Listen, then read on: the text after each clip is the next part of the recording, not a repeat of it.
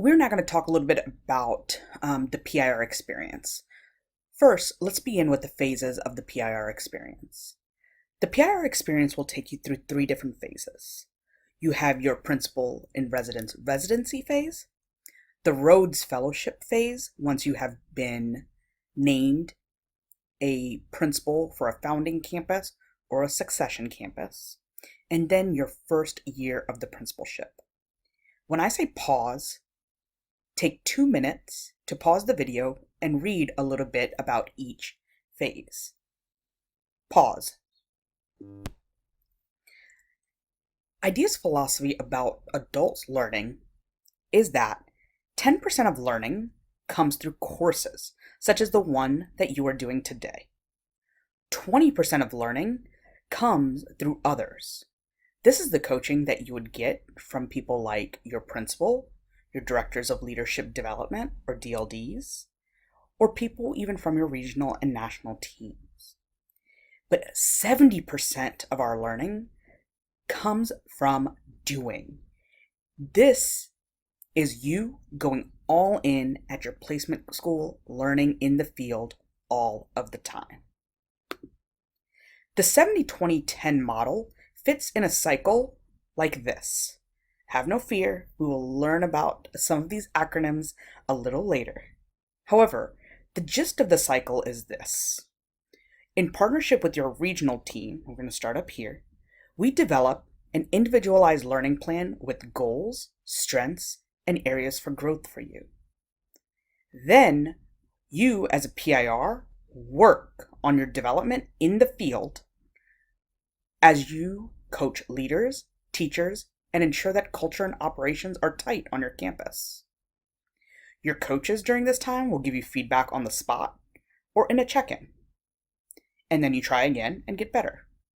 We then see if your development is leading to results with kids.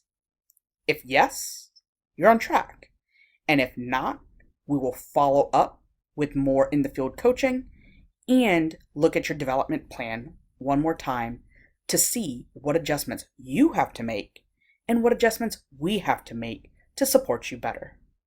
But the ultimate goal is to show that you are getting better, your staff is getting better, and ultimately, we're getting results with kids. There are 4 major program components. When I say pause, read the 4 components and list any questions that you might have in the forum about anything we have talked about so far. Pause. All of these components are going to be run by your development team. Here are the people on your development team. We have me, Disha Jain, and I'm the Managing Director of Leader Development. My role is to set vision around our Principal and Resident Development Program and the expectations for it. Then you have Luz Divina Lozano, who is our National Director of Leadership Development. Her job is to facilitate development for all the leadership coaches that are going to be on campuses, helping you grow and ensuring that your kids are reaching those incredible outcomes we know they can. In the region, you are going to have your DLD or Director of Leadership Development, your VP or your Vice President of Schools, or your ED, your Executive Director, serve as leadership coaches, and their main goal is to facilitate your development.